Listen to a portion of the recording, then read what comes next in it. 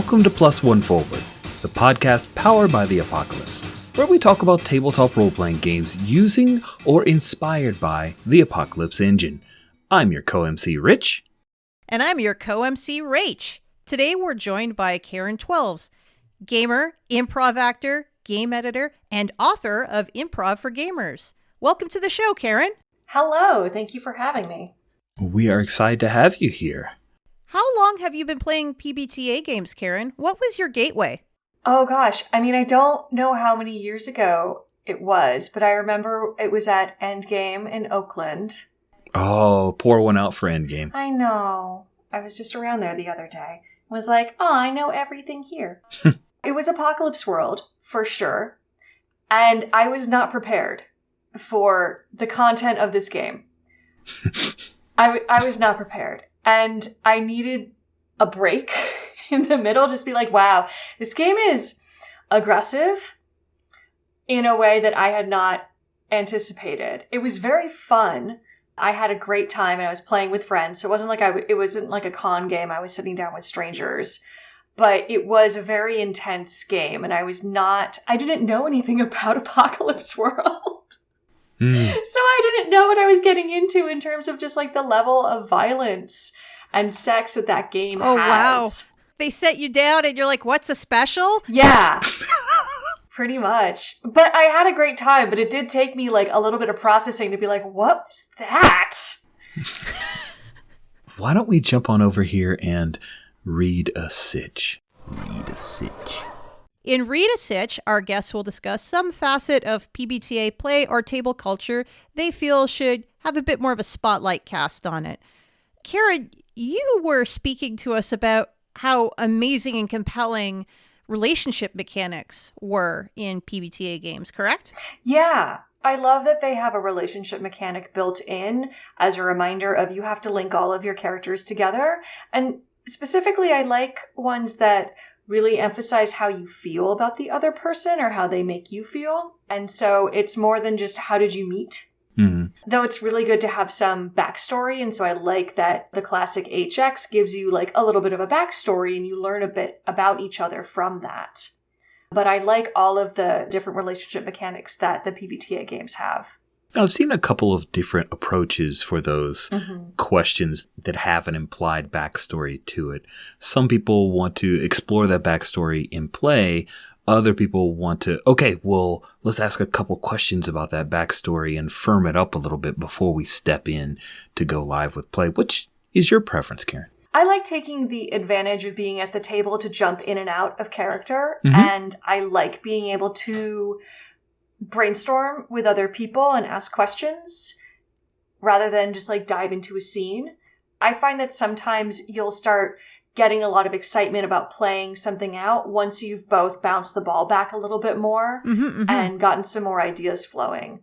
Obviously, I am an improviser, so I love going out and not knowing what's going to happen, but I also love being able to collaborate at the table and kind of frame our scene and be like, okay, now that we both know what the stakes are, let's go in and play this out and have fun with it. Another thing about, especially in Apocalypse World, but in a lot of PBTA games for relationship mechanics, is that there's a very heavy tonal influence to the type of relation. This person did you dirty. Give him +1 HX or +2 ties. Mm-hmm. Do you find that livens up play by forcing people into those situations? Or do you normally smooth that out and play around with it? I think those questions should match the genre of the game. So it makes total sense that like the Apocalypse ones are going to be a little bit grittier, but then things like Thirsty Sword Lesbians are going to be a little bit more about deep felt feels. Mm-hmm. So yeah, I'm all for having it match the game, but I also think it's important that people be able to cross something out if they have a better idea than what's on the playbook. Mm-hmm. Like those are there as suggestions. It's okay if you have an idea and it doesn't fit any of those templates.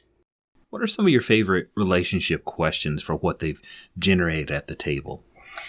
I, for a while, was running a just one-shot scenario of Apocalypse World set in an Olive Garden. heard this is a legendary go Apocalypse on. World game. I swear I've heard about this too. Please go on. I would run it at conventions because it was so silly. And it's straight Apocalypse World, but your holding is the last standing Olive Garden. And that is your oasis that you manage, and you allow people in and you feed them and you provide like a safe space, and you have to manage that neighborhood. But also it's an Olive Garden, and so there's like rude customer tropes. It's very goofy. Mm-hmm. But you play serious characters in a ridiculous situation. But one of the things that I liked doing, in addition to asking all of the relationship questions as we put people together, is I would ask everybody, who's in charge? Because it was kind of split into front of house staff and back of house staff. And I would ask everybody, who's in charge? And some people would say, oh, the manager's in charge. He was the heart holder. Or some people would say, well, the head chef is in charge. I think that was a gunlugger. And then I would ask them all again, but who's really in charge? Nice. And then sometimes they would change it. People would say, well, yes, the manager is in charge, but honestly, the chef's in charge. That's cool. And I liked that question because it let everybody know really quickly two types of hierarchies, like the hierarchy that they wish they were in and the hierarchy where they were actually in. It's good.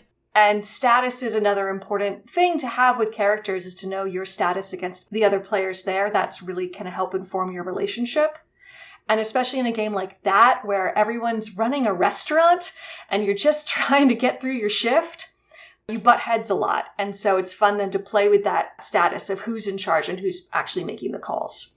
Karen, do you find sometimes with other players that relationships, that discussion immediately connects with someone, and it doesn't present a whole character sheet, but you get a chemistry with the other player's character even before the game starts playing? Absolutely. And it helps players become invested in other characters. Mm-hmm.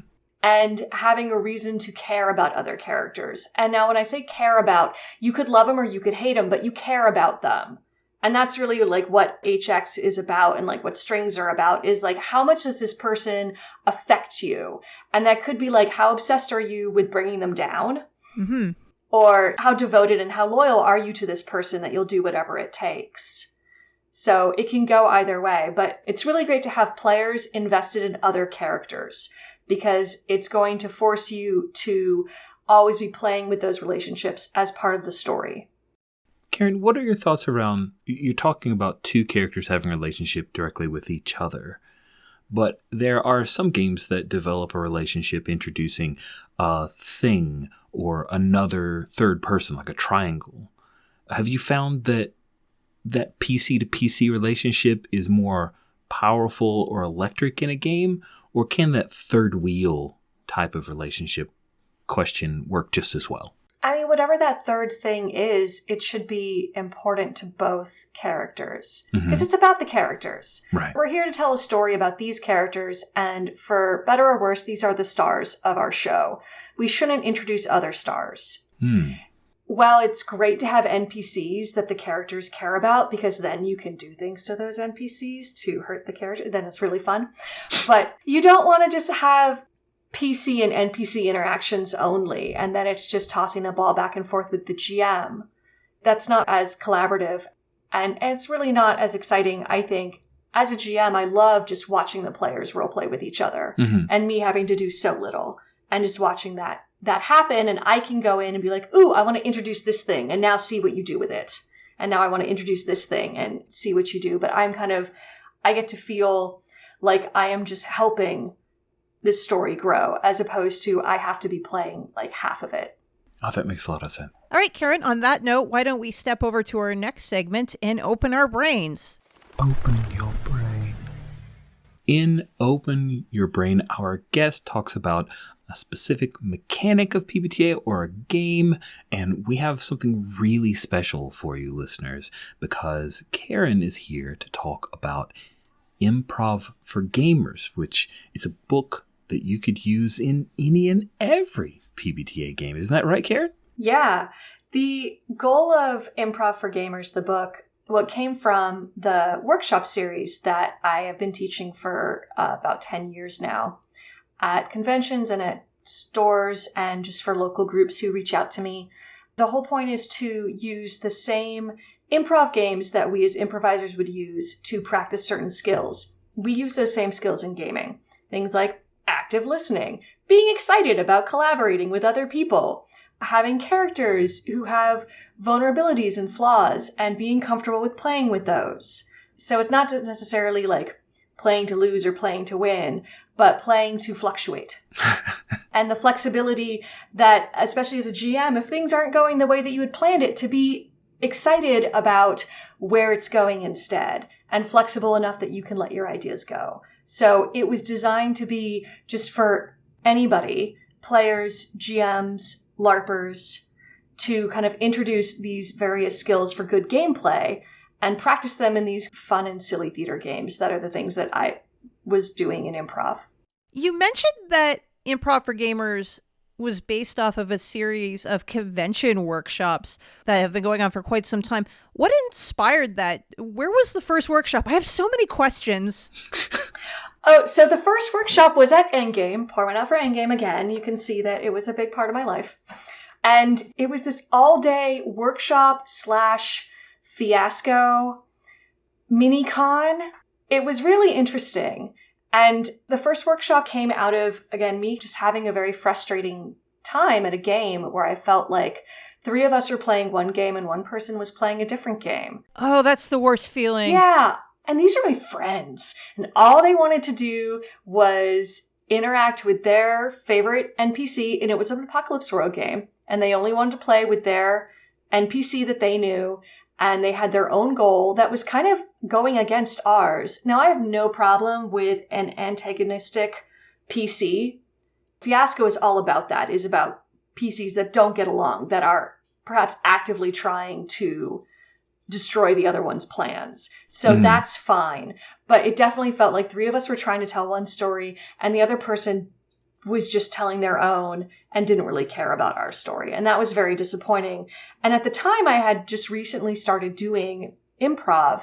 And I had already been talking about, like, this is so cool. I'm learning all these cool skills. I feel like I'm having a better time at the table now because I am, like, coming in with a more improv-y mindset. And I remember just thinking, like, oh my God, I'm going to have to teach this workshop, aren't I? Like, I'm going to have to do this because there's already a lot of people talking about improv and the importance of improv, and there are other books out there, but there were no Improv for Gamer workshops that I knew of. And I wasn't on the convention circuit then. Like, I wasn't going to a lot of cons. And I love going to cons and seeing that other workshops are happening, that I'm not the only game in town. Like, I love it because this is something that more and more people should be doing if they really want to have a great experience at the table.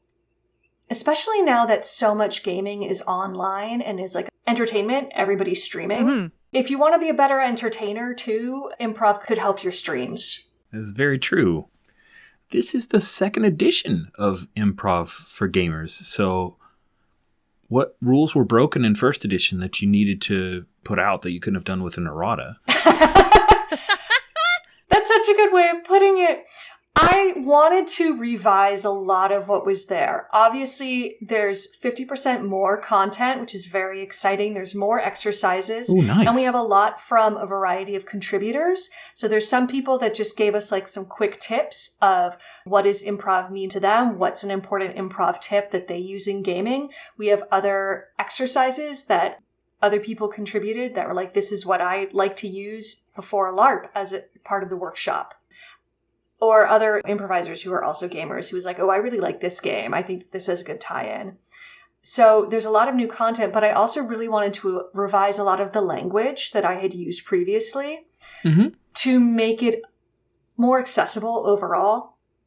One, so there wasn't so much wording that made it sound like you could only do this in person or that you could only do this with a certain level of mobility. And I really dropped the ball on that in the 1st edition. And it sounded a lot more constrained than it needed to be. And so I really wanted to rewrite it to make it a lot less rigid. That is fascinating. So to really loosen up the rules even more of like, you can just play this however works for you. And we added some really good pieces, again, from contributors about like, here are some tips for doing improv online. And here are some tips for how to hack these games and assess them for accessibility needs based on your group. So I really like the new stuff that we put in there, and it was very important for me to go back in and change a lot of the wording from first edition. This is so interesting to me because when we've been speaking to game designers in fairly recent interviews, there's been a lot of discussion about how the pandemic has informed how they build support tools for their games and how they even think about gaming. Mm-hmm. I used Improv for Gamers first edition, which it wasn't called first edition back then. Hashtag OG Improv. Only edition. Yeah. It's the one in True Book. But I'm in the Twin Cities, and so I'm playing with a bunch of Midwesterners, and some of the, like, let's get around and, like, move this and dance around here, and that was not going to happen. That was, people were not interested. What can we do around this table right here? This is my safe space of this table. I will be super creative from the waist up. Right. and so there were some games that weren't available to us. And I love that you're expanding that repertoire or redeveloping things so that they could be done online or they can be done with different comfort levels with mobility or capabilities. That's cool. That is really cool. Yeah, I really encourage people to do whatever they want with these exercises. Unlike a rule book for an RPG, this is not the only way to play these games. And even some of these are ones that I have adapted from the way that I had learned them and the way that improvisers might play them. I had already kind of adapted them for the workshop, so they were a bit more relevant for what I wanted. What I love about improv games is learning the variants of them. It's something that changes all the time. As one person learns a game and they went to a class, they bring it back home to their troupe, they teach it, it's going to be a little bit different. It's like this game of telephone, but all of it's valid. It's not like, haha, it's all garbled at the end. Like, oh no, this is also a really cool variant of this same game. So you're breaking that mold because it's in a book now, Karen. I know. I do have to ask you on that note, when you ran your workshops, did you encounter people with improv or theater experience who had encountered these same games but under different names? Yeah.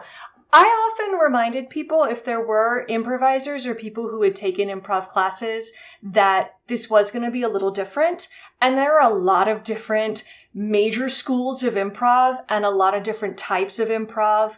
There's a lot of different goals behind different styles. And so I often would remind people, like, if you're familiar with improv, I ask that you leave that at the door and set it aside for a little while and try something that might be different, because this is going to be a little different because we have a different goal in mind. I'm not teaching this workshop to try to get anybody to be a performer on stage, for one. That's not the goal at all. So we're not going to even worry about that. There are obviously scenes that can be done, and there's a whole chapter for that, because I thought if people really want to go on stage and perform, you can do scenes. But that's one chapter out of the whole book. So I really try to remind people, this is going to be a little bit different. It's totally okay if your experience is different than this. And if you've heard of these games before, like, I want to hear about it later. I definitely want to hear about it, but I want to hear about it after class. We're doing the workshop now. Yeah. Please follow the outline of the class. Yeah, but please come find me and tell me all about how you do this different when we're done or during a break. Karen, usually at this point in the podcast, we ask the designer, what's your favorite move in the game and why? However, given the nature of Improv for Gamers, what's your favorite game in the book and why? First of all, I feel like I need to say I love them all. Of course. These games will never hear this answer, Karen. They won't know. I often really enjoy Three Things. Even though it's a very basic, it's an opening warmer game. And it's a game that is often played as the first game for all of my troop warm-ups to get people going. We just start with Three Things. I love it because it teaches so many skills at once. So it's a great opener to then prompt other discussion. So I often will play that as a jumping off point. And in fact, when I was kind of hawking the game back in 2019 at Origins, Evil Hat had a booth and I was demoing improv games. I was playing 3 things with people, and I must have played 3 things for like 4 hours. Wow. Because people would come down and I would play 3 things with them, and then I would be like, and this is a game and it teaches this, that, and the other thing, and you should buy my book. Cool, bye. Hey, you want to play improv? I was obnoxious afterwards. I was so warmed up with nowhere to go. I had to like go and like sit quietly by myself for about 30 minutes because I was like too wired from playing this game for hours. But I love 3 things because it teaches a lot of basics of 1, you just need to jump in there and say what comes to mind and try to not let your inner critic slow you down. But just because you're kind of lowering the volume on your inner critic doesn't mean that you should lower the volume on like your decency. So saying whatever comes to mind doesn't really mean saying whatever comes to mind. Like if you've agreed that you're going to kind of keep things at a PG-13 content, you need to have that filter. Mm-hmm. Another important thing about it is that everybody is there to cheer each other on. So it's really important to stay engaged and listen to your partner, and everybody celebrates after someone says 3 things. Everyone else shouts 3 things. That's a rule in the game. You have to support each other. And I love that. And it also doesn't matter actually if you answer it correctly at all. Someone says, what are 3 things that are red? And you name whatever. You can say that shoe, that couch, and the sky. And none of them were red. It doesn't. Everyone's still going to say 3 things and celebrate that you did the thing. So it's such a great way to show, like, it's not just about coming up with the perfect answer, but coming up with any answer and just getting warmed up and ready to throw out ideas. So for that, I would say it's just one of my perfect games to start with and one of my favorites. It's quite a good game. Mm-hmm. 3 things is very fun. I think we played that one online during our secret Belonging Outside Belonging playtesting we were doing a couple summers ago.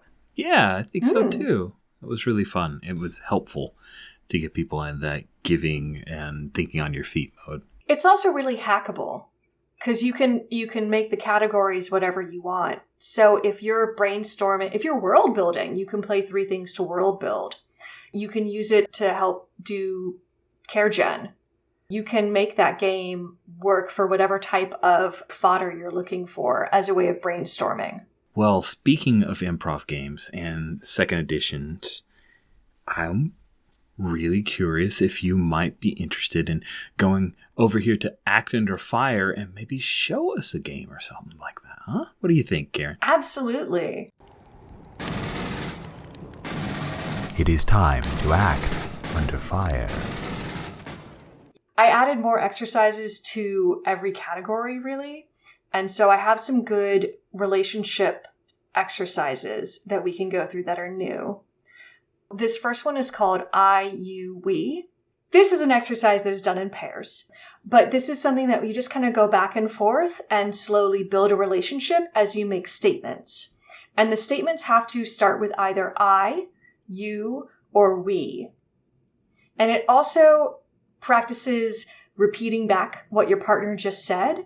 So it really gives you a lot of time to listen by having that repetition. So this isn't any type of natural conversation that we've had. This is a brainstorming technique that we're doing together. Interesting. Yeah. So Rich, why don't we try this? We'll just kind of see what we do. So one person is going to start with an I, you, we statement.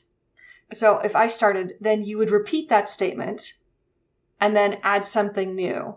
So it's going to go in a way that we don't know where it's going to go because we only know the facts that we've said to each other so far. So we're going to take our time, but not too much time. It doesn't really matter at the end what the statement is. It's going to be great. We're going to make it work.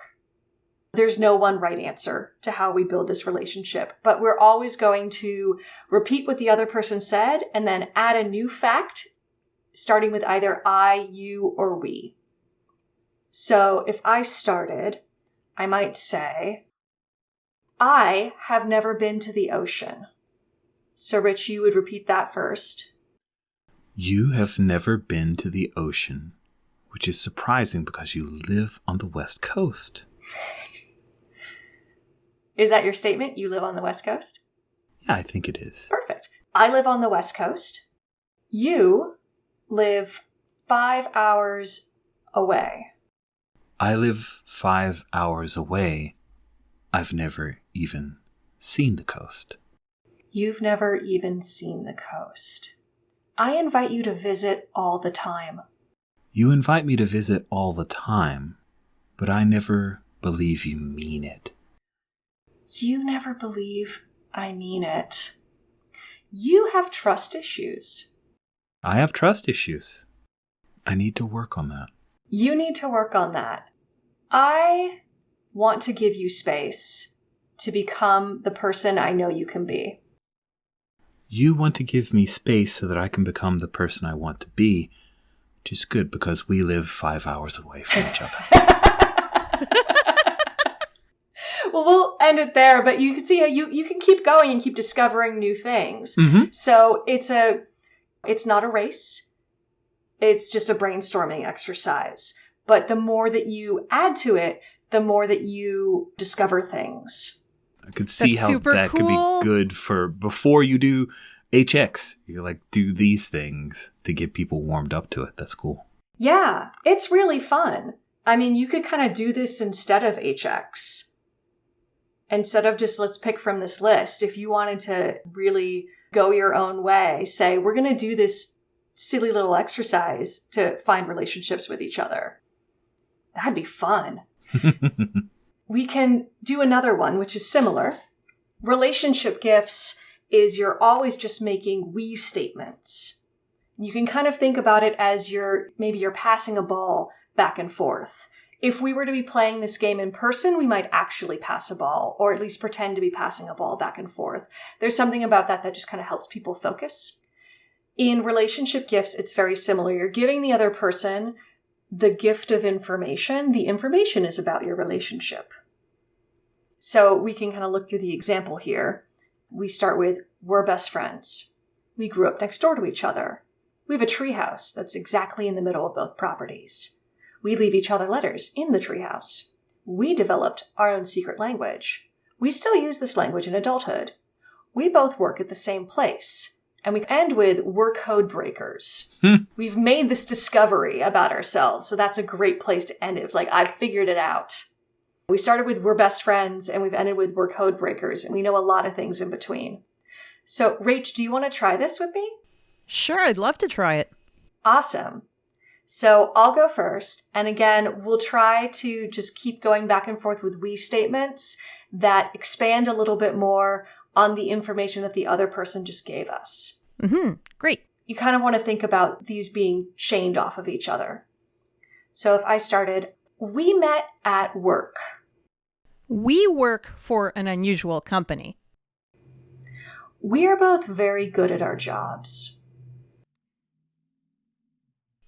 We're both competitive against each other. Oh, I like that. We have a weekly ranking that we compete for. We've attracted the attention of another. Ooh.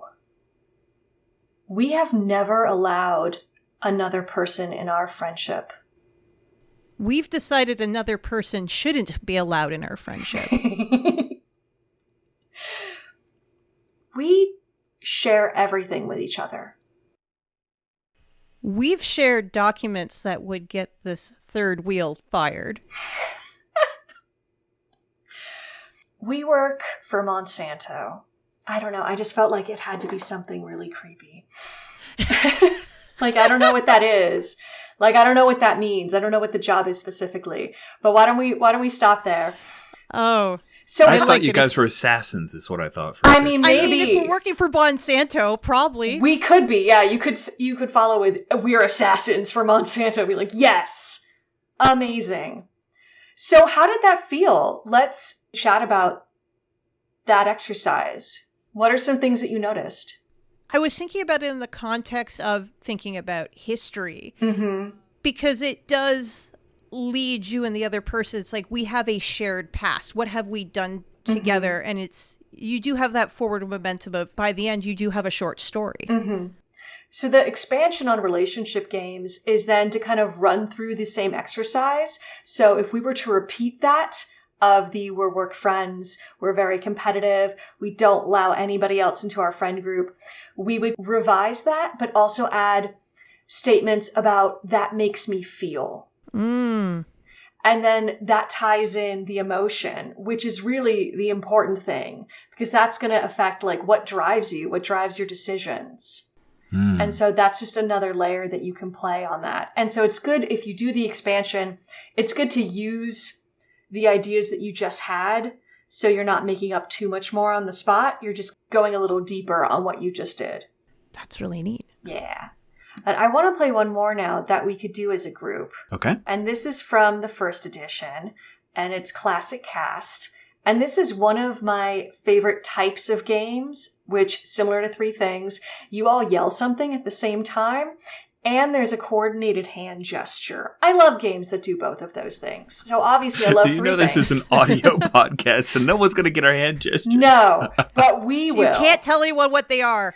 I like what I like, okay? I like Three Things, I like Classic Cast. We accept that. Yes. So Classic Cast is about another way to tie everybody together, to come up with characters, and to link them through feelings. So you're not necessarily linking through how do you know each other, what is something that you did with each other, but how does this person make you feel? What's your opinion of them? So the way it works is we decide on a setting where these characters would live or work. What would be a setting? We could do a high fantasy. We could say a tavern. We're all hang out in a tavern. Cheers was in a tavern. It did great. If we think about like we're building an ensemble cast, which is exactly what we do in a game. All of these characters are equally important to the story. Okay, I'm going to throw out a setting. Rich Cantina. Star Wars. A Star Wars cantina. Fantastic. So our lives revolve around this cantina. If it were a show, it would be set in the cantina mostly. One person is going to introduce themselves as a specific character, and you're going to give a name for yourself and a detail, like your worldview. In the book, I introduced a new term called point of view, and your point of view is like your deal. It's what are things that you feel really strongly about? How is it that you look at the world? What is your perspective? For example, something that I say in the book is, they say, I'm Kayla, I'm a server at this diner, I'm working double shifts, I absolutely love watching MMA fighting. Those are a couple details about yourself. You could also put in a worldview of like, I believe that anybody can achieve their goals if they want it bad enough. That might be also a point of view. It's a term that means different things to different people. And again, I try not to firmly define improv in my book because it can be defined in so many different ways that all make sense. I always remind people to take all of this as guidance, but not the rules. So we're at a cantina. How about I'll go first. I'm going to introduce myself. I'm going to give a name, kind of say, what am I doing in this cantina? And maybe a fact about my job or my point of view. My name is Isbot. I am a bartender at the cantina. I love my job, but I hate closing alone. So the next person, either Rich or Rach, whoever has inspiration of an idea, you're going to come in, introduce your character, and also how they know me. How do they feel about my character? I'm Urena. I am a frequent customer here, coming in after my apprenticeship at the Gear Workers is over, and I witnessed Isbot being held up late one night. Oh no. I feel like she has a hard job. Yeah, that's the important sentence at the end. I feel like Isbot has a hard job. That's great. That's your tie. Not so much I saw her be held up, but this is how I feel about her. Perfect. So, Rach, you can come in now and create a link with either of our characters. It doesn't have to be a perfect chain. My name is Tan. I'm a banker that works close by the cantina. I respect Urena because I see how hard they work at their apprenticeship. Nice. So we've all finished. So now we get to do the thing that I like. We're going to make little jazz hands and say classic cast. It's not going to sync well over Zoom. It doesn't matter. So are we ready? We're going to make little jazz hands and we're going to say classic cast. Perfect. We did it. Great. What did you think about that exercise? What are some things that you noticed? Felt that one was a little bit more outwardly thinking because we're thinking about the environment these characters are all in. Yeah, there's a lot going on because there's a place. So you're coming up with a whole character and linking them to somebody else. There's a lot of information that you're coming up with off the top of your head, for sure. I enjoyed introducing a fact and then tying it to an opinion about a person. I think that's a good coupling. Yeah. So you're world building, but your relationship building as a result of the world building. I like that. Exactly. Yeah, I really liked how this event that you were involved in affected your feelings. And I think that's a very important thing that should come out of making those relationship ties. Is like, cool. Somebody watched you sleeping. How does that make you feel? Because how you feel about that person is going to inform how you interact with them. So I love relationship games and I love relationship mechanics. Karen, thank you so much for showing us a few of the games from Improv for Gamers 2nd edition. This is going to be on GameFound. Tell us a little bit about the project and what are your goals with it?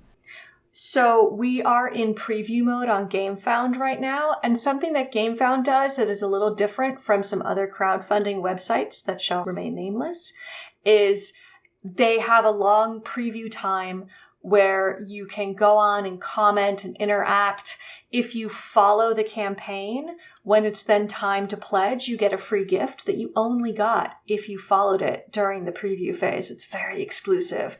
So we're kind of offering as our gift this cute little art pack of icons and backgrounds that you can use. Cute. Yeah. There's a lot of fun stuff that's coming out in the offering. So it's not just a book. We're putting together a whole Roll20 module, so we have a lot of digital offerings. And what I'm really excited about is the bundle to get everything. You can get a little bullet journal workbook.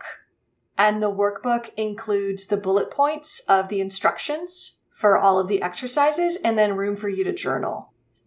And that way you don't have to write all over your book. If you have notes, if you want to make changes, you can do it there. I like that. I always have that stress of like, don't write in my book. But, I here's know. the thing. It's very precious. I have 2 or 3 copies of my book, one that I will take places and one that sits on the shelf. So we wanted to give people a space to make notes and to make changes. So I'm very excited about being able to include that.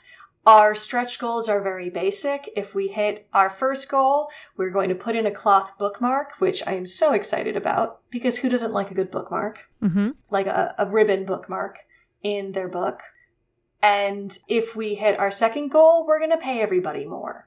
So the contributors, the artists, our wonderful layout artist, and other people on the project are all going to get paid more, which is my favorite type of stretch goal, is just we're going to pay the people more who made this thing happen, as opposed to necessarily like adding on more extras. Because the book is done. The book is complete and ready to go. So it should be in people's hands, I'm hoping by the end of the year. Nice. Yeah. If supply chain, et cetera, works out. Cross your fingers. Yeah. So the campaign will actually go live on, I believe, April 5th, at which point people can make pledges. But if you go now and follow, again, you'll get updates when that's ready. And then when it's time to make a pledge, you get that cool little art pack that we're not giving you those backgrounds otherwise. It's very exclusive. Nice. But I'm very excited to be trying a new platform. We're going to see how it goes. It's a trial run for Evil Hat to do something other than Kickstarter. So we're going to see how this platform works for us. Speaking for myself, I'm excited to see how it turns out. Yeah. Yeah, there should be more platforms out there. We should have more options. Yes. So this is a good thing. It is. And there's a lot of big games on GameFound right now. I agree. I went to GameFound to check out the preview and ended up getting pulled in a bunch of different directions for other things on Did you GameFound. fund some things? Did you follow some things for a free gift? It was very, very tempting, my friends. Very tempting. Primarily, it started for board gamers, and so some of that is still there. We're not the only not board game on there, but it was designed for board games only. And we kind of approached them and said, how about a book instead? And they said, great. Cool. Mm-hmm. Karen, if our listeners want to follow more of your work on social media, where can they find you? You can find me on Twitter at K12s and on TikTok. Please follow me on TikTok. I have no followers on TikTok. I think you're the first TikTok suggestion in this segment. Welcome. There's good TTRPG content on TikTok. You just have to find it. But there are really good people out there. Not me. I post silly things. But you can also just follow for news for Improv for Gamers on Twitter, and also throw a follow to Evil Hat Official on Twitter to just get all the news about Evil Hat and more updates about the campaign. Karen, thank you so much for coming on Plus One Forward and talking to us about Improv for Gamers 2nd Edition. Thank you so much. Plus One Forward is a production of the Gauntlet community, Richard Rogers and Rach Shelkey. You can find us at gauntlet-rpg.com or follow us on Twitter at @+1FWD. If you would like to support our show, visit our Patreon site at patreon.com/gauntlet. The games mentioned on this show use the Apocalypse engine, which is a creation of Vincent and Magay Baker. The music for Plus One Forward is from the Savage Aural Hotbed CD Gomi Daiko. The songs used are Gomi Daiko, Metal Version, and Drowning Attitude. You can find more amazing tunes by Savage Aural Hotbed on their website, www.savageauralhotbed.com.